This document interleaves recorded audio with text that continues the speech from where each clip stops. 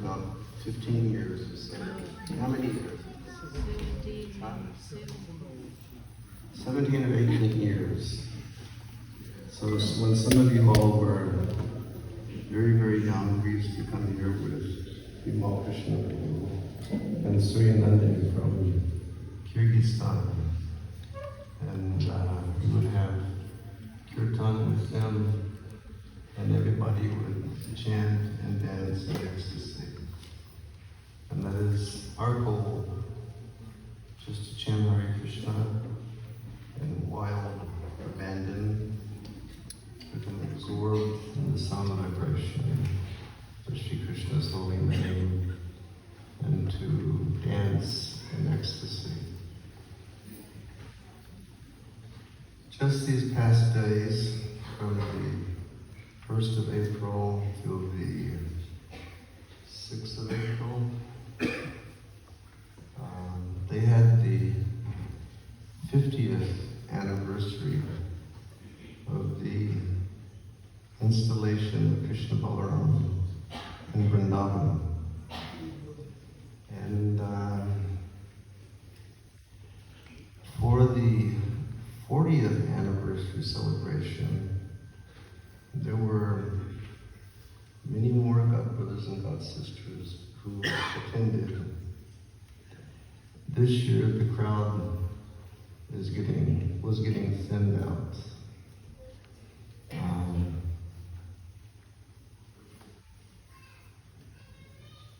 But they had many days of devotees who were in Vrindavan back at that time, talking about their experiences.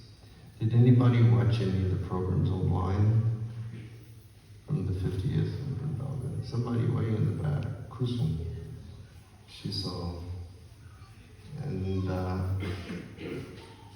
devotees were talking about the austerities that they had to undergo living in Vrindavan at that time.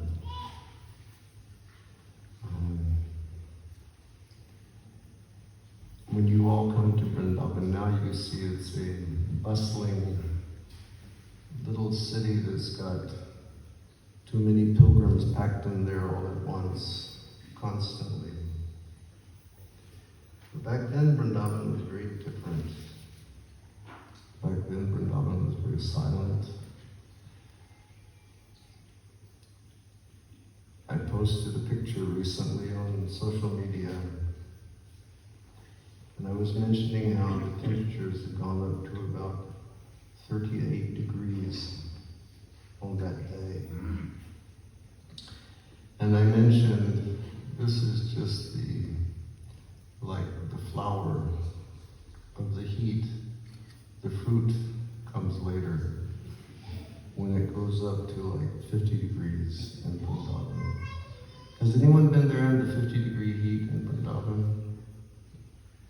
It is really tapasya. And in that social media post, I was mentioning how back then we didn't have air conditioners and we didn't have air coolers.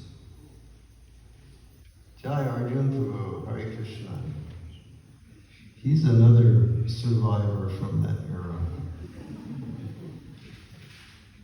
Sometimes we didn't even have fans. And many times it would have not done any good to have had those things because about 70%, 75% of the time we never had electricity to run them. We had Vrindavan salty water to drink, and there was only one place to get medical treatment, and that was the Ramakrishna Hospital. Now Ramakrishna Hospital has become a very nice hospital. Back then, it was a very horrible hospital. It was very austere in Vrindavan. And our God brothers and God sisters, they were relating stories about how austere it was constructing the temple at that time. Everything was on very strict government ration. Just to get cement, it was very difficult. To get steel was very difficult. The only market that we had to buy from was Mathura, which is about 15 kilometers away. And that was a dirt road, dusty dirt road also. And the only way you could go there and come back was on a rickshaw, a cycle rickshaw, not these modern, disturbing rickshaws.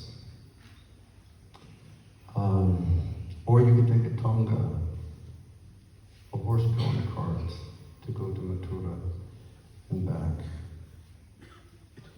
We were sick all the time. It's just phenomenal. I remember when I first went to Vrindavan in 76 with the big international parikram for Gaur Purnima and then Vrindavan. For some reason, I wasn't so tuned in to Mayapur, but I was like deadly eager to get to Vrindavan. There was some connect that I had with Vrindavan from before. I just wanted to get to Vrindavan. I just wanted to see Vrindavan and experience Vrindavan. In 77, when I left Toronto, Canada, to go to Vrindavan to live, I was there for one day, and they made me the chief cook in Vrindavan. I had a reputation of being a cook. But it wasn't cooking like what we're accustomed to. It was cooking on, big brick and mud fires with wood. We would be cooking with all this smoke, lifting those pots. I would come out of the kitchen absolutely black every day. And I remember after I was there for a few days, I went to Barshana. And even back then we didn't know how to do Barshana Parikram. So we just walked up the steps, we went to the temple, and the Brahmins in the temple would harass us terribly to get money from us, and then we'd come back down. And right at the bottom of those stairs, next time you go to Barshana, check this out. Right at the bottom of the stairs going down, on the right side, there's a well. And there used to be a pial there. And I can remember the day that I drank water from that pial, and I think I had dysentery for 2 years nonstop. But we just kept doing our service. And we were thinking, what impelled, and then recently I was meditating, what impelled us under those circumstances to perform our seva? And it's because we had our spiritual master, Srila Prabhupada. And all of us as aspiring Vaishnavas, we know that the first principle of spiritual life is service to the lotus feet of the spiritual master. So we had our spiritual master, Srila Prabhupada. And we had Vrindavan. And we had Krishna Balaram. And we became oblivious to everything else. In Vrindavan in the summer, it goes up to 50 degrees. And in the summer it goes up to 50 degrees. In the winter, Vrindavan can be 3 degrees. Very extreme climate. Sleeping on the marble floor, sleeping on the stone floor. And the kota stone, sleeping on a freezing kota stone. Somehow, we just transcended it because we had Guru Seva and we had Vrindavan. And therefore, everything became possible. And that's an important point for all of us to understand, is the point from Shastra that we always hear, Yasya Devi para bhaktir yata Devi tata paro.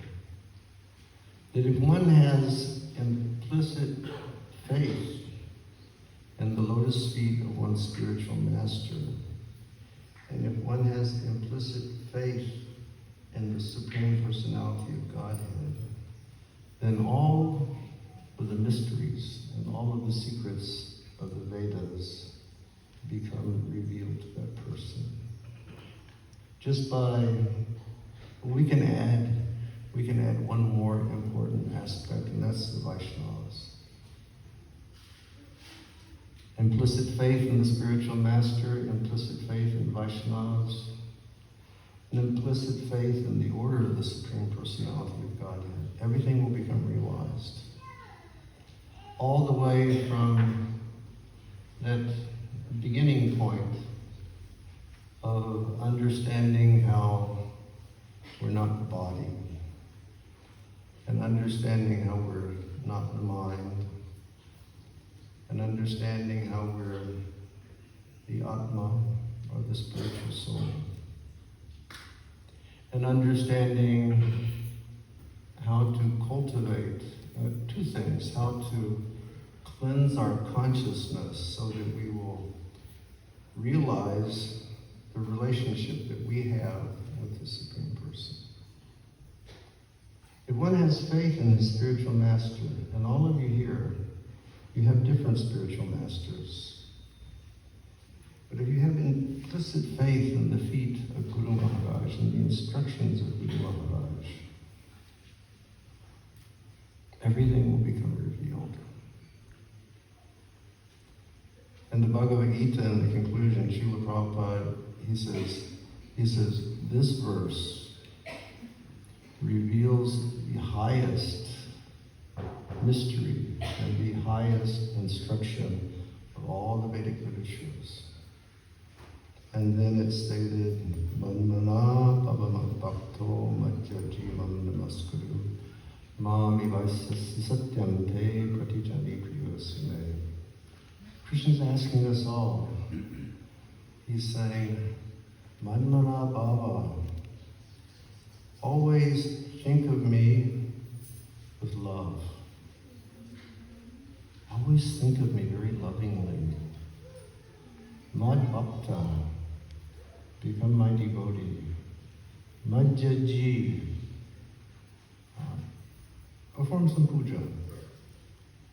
Mam namaskuru, give your obeisances. Krishna says if you do those four things, he makes a promise. Mam ivasi satyam te patijani priyosime. Krishna tells us, you do these four things, and then with all the sincerity of my heart, Krishna, the Supreme Personality of Godhead, the cause of all causes, I truthfully tell you, with all my sincerity, that if you do just these four things, I will bring you to me. And he says, why? And he says, Priyo Sime, you become my Priya. Priya meaning, what does Priya mean? Dear. Like many times in Vrindavan when we see these Leela performances going on, and the Sakhis are speaking to Radharani, and they're speaking to, oh Priyaji, oh Priyaji, or Krishna, oh my Priya, my dear Priya, my dear, my closest to my heart. Krishna says, you just do these things, and you become so close to my heart that I promise you that I will bring you to me. But Arjuna Prabhu and I saw, and it began with just holding the feet of our spiritual master. Not knowing what was coming tomorrow, not knowing what was coming 1 week. They say only God knows what's going to happen tomorrow. And it's a fact. But we had that faith. We just held on to Srila Prabhupada and followed his instructions that everything would work out all right. And now, 50 years down the line, they're celebrating that magnificent opening of the Krishna Balaram Mandir. And I also think that here Krishna Balaram came 25 years ago. Is that correct? Yes. So in Vrindavan, and that Vrindavan, 50 years, and this Vrindavan, 25 years. And a lot of you were not here 25 years ago. I came to Mauritius first time 40 years ago, 37 years ago. And Arjuna Prabhu and Srini Prabhu, their minds were absorbed. We must satisfy our spiritual master, Srila Prabhupada, and build this beautiful Krishna Balaram Mandir. And then so many others came. Ram Vijay was there, and Nishinga was there, and Raghunath maybe was there. Others I can't remember. Huh? Guru Shakti. Guru Shakti. Guru Shakti. I haven't seen you in 1,000 years. I'm so happy to see you. ¿Cómo se va? Yeah. Another one, holding the feet of Guru Maharaj. We never read in Bhagavad Gita that the spiritual path was going to be an easy path, did we? Never. We read that. We may have so many plans. Krishna has a special way of turning our plans upside down. But still, these devotees, they held on. When I first got here tonight, I told Ram Vijay, I said, Prabhuji, I have to visit the washroom. He said, okay, come. And he took me to the washroom down here. And I walked in and I went, oh my God, it's the same washroom that I came into 37 years ago. I mean, little fixed up since that time, but it was the same structure. Back then it wasn't so opulent like this. The devotees, so much tapasya, so much austerity. You know, the team here at the farm undertook. Devotees like Srini Prabhu, Arjuna Prabhu, Guru Shakti, Nasinga, Ram Vijay, Mataji. Mataji was a Sankirtan devotee. At young age, she was being shipped out of Ile Maurice to London, England, correct? On the Sankirtan party over there, collecting funds to help build the temple here. So much tapasya. All these devotees underwent, but they remained fixed. So just like those devotees in the beginning days in Vrindavan, we owe them a great debt of gratitude.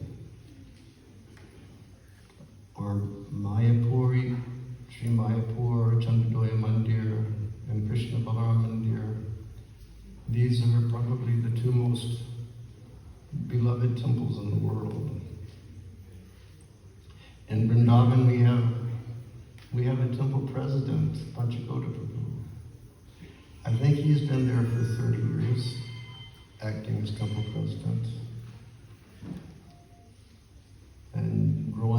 his children, taking care of them, getting them educated, getting them married.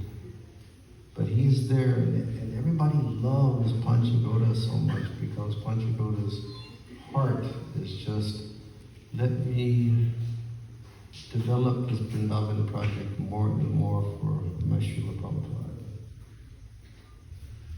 And in the same way here, we owe a great debt of gratitude to these devotees. Like I went to see Prabhu Sriniketan. He told me, he said, my knees are not good. He said, it becomes difficult to walk. And, but I always remember Sriniketan Prabhu for ages being in his house, sort of like the super soul, unseen, but keeping an eye on everything and organizing everything. And Nishinga, is your wife still the Pujari? Radha Priya, is it? Radha Priya, where is she? Where? Jai Radha Priya, Hare Krishna. And both of them are there. Veterans of ISKCON Mauritius, dedicating their life and soul to the feet of their spiritual masters. These are glorious people. And sometimes, the younger ones or the newer ones, they don't know all this history. And maybe they don't appreciate all this history because they're not told this history. But we should always remember, and we should always give honor and respect and love to these devotees who have done so much.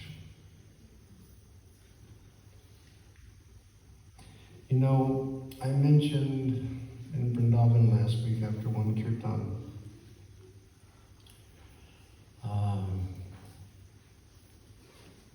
one time I went with His Holiness Govinda Swami on Varshana Parikrama. He had a group, well, not a big group like he has now, but he had a group. And we went to Krishna Kund, when you come up the backside of Varshana.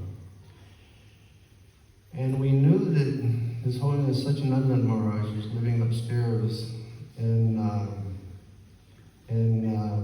Mankutir. And he was having his Kartik retreat, where he would just lock himself off and he would chant minimum 64 rounds every day and just read more and more and more. So Govinda Swami and I decided that we would go get Satyananda Maharaj and bring him down that he could share his realizations with the devotees.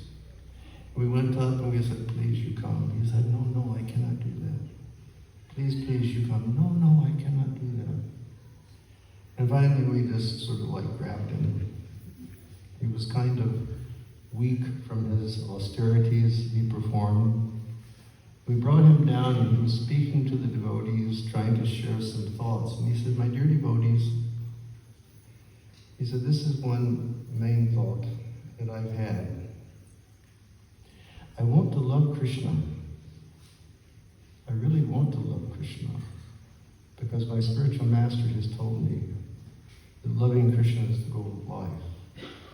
He said, but still, I cannot see Krishna. He said, it's very difficult to love something that you cannot see. And then he paused, and he said, but I can see Krishna's devotees, and I can love Krishna's devotees. And so he gave the encouragement, everybody please, love one another more. Everybody please, show appreciation to one another more. Everyone please, care for one another so much more. Never think badly about Vaishnavas. Never look badly at Vaishnavas. All the Vaishnavas are manifestations of the mercy of the Supreme Personality of Godhead. Shri Guru Vaishnava Pada Padma Kori Asha. Narottam Das Thakur says, I have asha, I have hope in two things. Shri Guru Vaishnava Pada Padma.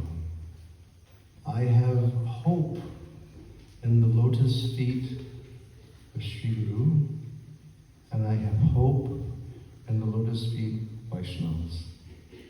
And that hope will carry me beyond. So we have a lot of glorious devotees amongst us here at Krishna Balaram Mandir in Bonakai. There are many glorious devotees in Vrindavan last week. And for all of you, please understand the tapasya, the sacrifice that all of these devotees did to help grow up this beautiful mandir. And then, show your love. Show your love and show your care. After all, the most important thing, and the only thing that Krishna wants is love, bas. Krishna's not looking for strength. Krishna's not looking for so much jnana, intelligence. Krishna is not looking for money, because Krishna's got it all. The only thing he's looking for is your love. And that's his last words of the Bhagavad Gita. He says, please, you just come and you take shelter of me. Mam ekam sharanam. Sharanam means come under my shelter. He says, just come under my shelter. Now, don't worry for coming under my shelter. Just do whatever you can to come under my shelter.